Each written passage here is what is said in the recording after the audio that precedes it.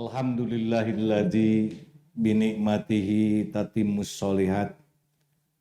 Asyhadu an la ilaha illallah wahdahu la syarikalah wa asyhadu anna Muhammadan abduhu wa rasuluhu alladzi la nabiyya ba'dah ma ba'd.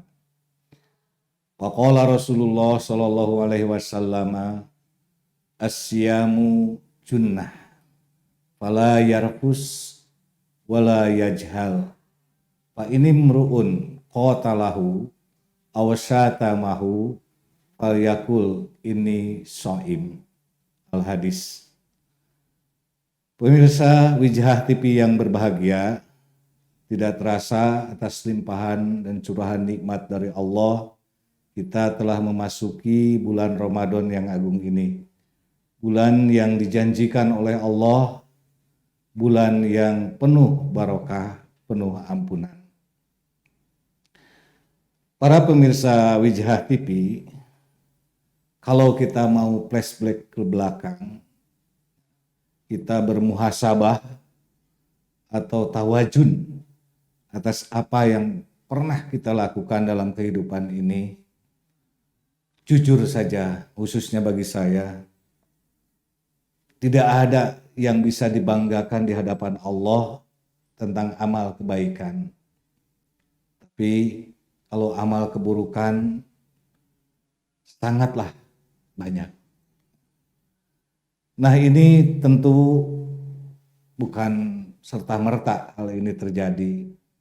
Tapi kita juga mengetahui di dalam Al-Quran bahwa Allah telah memberitahukan kepada kita bahwa hidup dan kehidupan kita di dunia ini disertai dengan musuh abadi kita yang namanya setan. Dalam surat Al-A'raf, setan atau iblis berkata kepada Allah, "Fabima agwaitani la'aqudanna lahum siratakal mustaqim, tsumma la'atiyanahum min baini aydihim wa min khalfihim wa an aymanihim wa an samailihim wa la tajidu aktsarahum syakirin."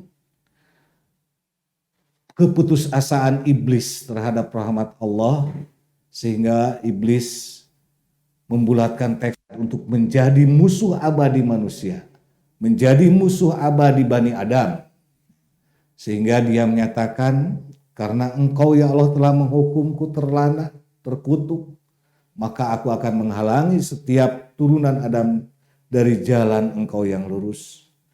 Kemudian aku akan mendatangi mereka dari arah depan, dari sebelah kanan, sebelah kiri, dari belakang. Dan target iblis itu agar pala tajidu aktsarahum syakirin. Bahwa Bani Adam itu hanya sedikit saja yang mampu bersyukur. Oleh karena itu, pemirsa TV yang berbahagia, mari kita tingkatkan rasa syukur kita kepada Allah Subhanahu wa taala, terlebih dengan disampaikannya kita pada bulan yang agung ini. Ada sebuah nasihat yang luar biasa dari seorang ulama namanya Ibrahim bin Adham. Ibrahim bin Adham menasehati kita. Beliau berkata, "I'lam annal madahila allati ya'ti syaitanu min kibaliha fi salasati asli." Ketahuilah oleh kalian bahwa sesungguhnya di dalam diri kita sebagai manusia itu ada 3 pintu. 3 pintu di mana pintu itu tempat masuk setan. Apa yang 3 pintu itu? Ibrahim bin Adham menyatakan yang pertama as-syahwatu, dan yang kedua al-godobu, dan yang ketiga adalah al-hawa'u. Pas-syahwatu apatun? Syahwat itu kalau ditembus oleh setan bahaya. Walakinal godobu a'dhamu minhu. Tapi lebih bahaya lagi kalau pintu amaroh, pintu al-godob dikuasai oleh setan. Nah, ihwatu iman rahimakumullah, apa bahayanya? Karena ini sanggup merubah garis nasab dan garis nasib kita sebagai manusia. Karena menurut beliau, syahwat yang dikuasai setan itu maka akan wujud dalam diri manusia itu sifat yang bukan sifat manusia, yaitu sifat bahimiyah. Bahimiyah itu adalah sifat hewan, sifat hayawan. Dan an-nata'iju minha, turunan atau ciri dari sifat yang lahir dari sifat bahimiyah itu ada dua sifat, yaitu al-hirsu wal bukhlu. Sifat hirs. Hirs itu apa pemirsa? Hirs itu adalah sifat rakus, tamak, loba. Ya. Dan al-bukhlu itu sifat bakhil. Jadi kita harus mawas diri tentunya. Para pemirsa Wijah yang berbahagia, seandainya dalam diri kita ini muncul dua sifat itu, yakin itu bukan sifat kita. Yakin itu sifat tempelan ya dari sifat bahimiyah itu. Sifat binatang. Dan yang kedua yang tidak kalah seremnya, tidak kalah bahayanya, apabila pintu al-ghadab ini ditembus oleh setan. Ya, karena menurut Ibrahim bin Adham, al-ghadab yang ditembus oleh setan itu akan melahirkan sifat bukan lagi bahimiyah, tapi sifat sabaiyah.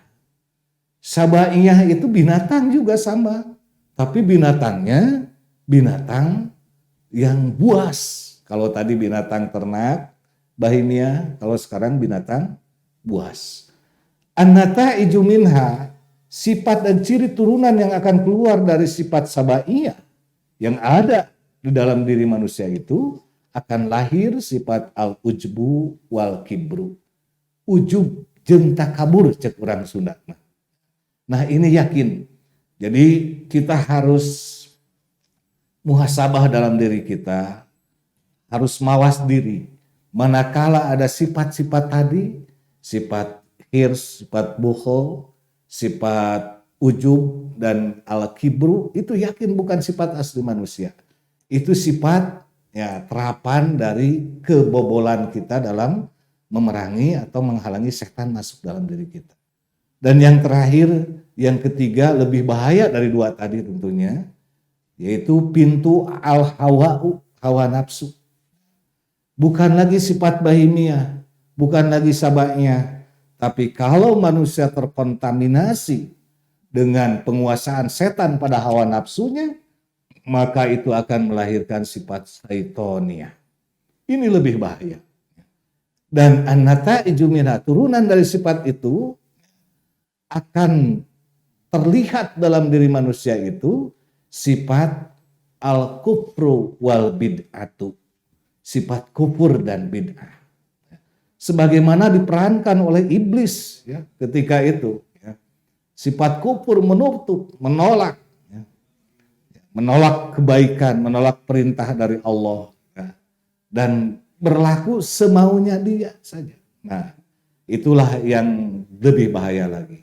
Dan menurut Ibrahim bin Adham, idajtama utsitan pinnasi tuladu sabi'u. Apabila berkumpul 6 sifat tadi dalam diri manusia, maka akan melahirkan sifat yang ketujuh. Tidak kalah ini bahayanya, yaitu sifat al-hasadu atau hasud. Rasul mengingatkan kepada kita semua, iyyakum wal hasada, fa innal hasada ya'kulul hasanat kama ta'kulun narul hatoba. Jauhilah oleh kalian semua sifat hasud, karena sifat hasud itu akan memakan setiap kebaikan yang kita lakukan sebagaimana api memakan kayu bakar. Cek Sunda mah, bahasa Sunda mah capek gawe teu kapake, leuheung lamun loba kahadean anu dipilampah ku urang teh.